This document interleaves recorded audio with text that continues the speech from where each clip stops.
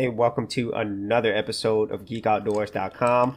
So whenever I got my Sega Genesis, one game that I definitely picked up and I enjoyed was this game right here, Dynamite Duke. This game was so graphically impressive whenever I got my Sega Genesis, and it reminded me so much of this game Operation Wolf, even though they actually are different. The way that they looked and the whole military settings very similar. And what I enjoyed about Dynamite Duke was not only were the graphics amazing, but you also had two different type of playstyles. One of which is you're actually shooting people right here. And then another case, if they get close to you, you could actually punch them, which was pretty sweet. And myself, I never played the actual arcade game prior to playing the Genesis game. So my very first exposure to Dynamite Duke was on my Sega Genesis. But then afterwards, I was able to find this in the arcades, and even though the Sega Genesis showed a lot of power, it was definitely not as good as the arcade, because obviously it's the arcade. And the play mechanics here are pretty simple. You pick up items, and every now and then you'll also get something like this auto gun. And then if people are too close to you, just punch them. Or you could shoot them, but actually it's better just to punch them if they get too close.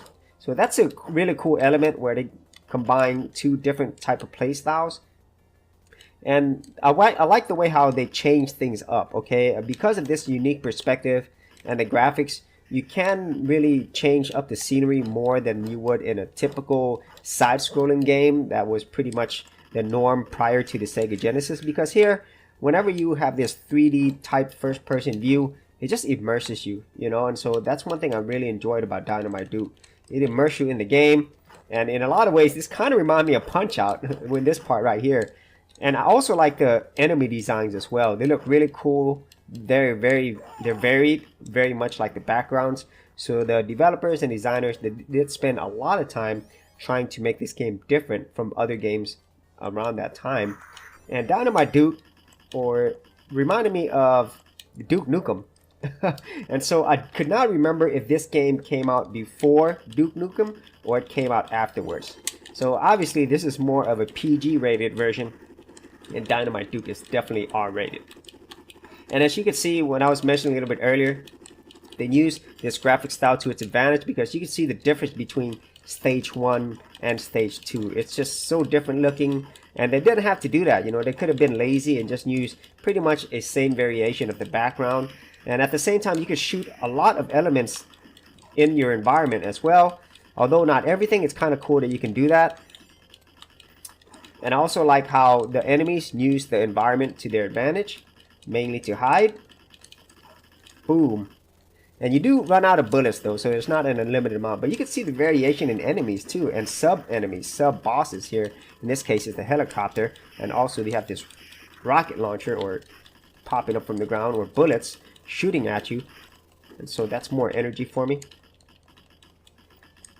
And I don't remember if there was ever a sequel to Dynamite Duke. I don't think there was, but I might be wrong.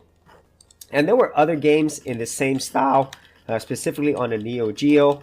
There was actually a game called Cross Swords that was very similar to this. Although I actually enjoyed this one more, even though Cross Swords looked a lot better. Check out this level. Man, this looks so cool. And so just remember, this is during the age of 16-bit. So this is way before we had true 3D graphics. This is like 2D bitmaps. Whoa. So this enemy, you have to fight both ways. You have to fight both far with your gun and also near with your punch. And as you can tell, the enemies are blocking your actual punches as well. Oh man. And the enemies do get progressively harder. And that is, once again, a testament to design, because they really are different. I mean, the first enemy doesn't look anything like this enemy, okay? And their actual fighting style is a little bit different as well, as you can see. Whoa. Whoa. All right, come on, knock him out. Man, this boss is just tough. Let me see if I can shoot him. Boom. Nope, nope, nope. Just gonna have to punch him out. And you can also power up if you hold down.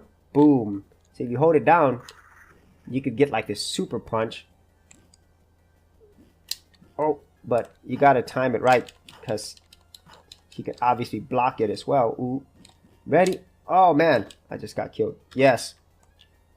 Alright. Ready? Whoa. I'm gonna time the super punch.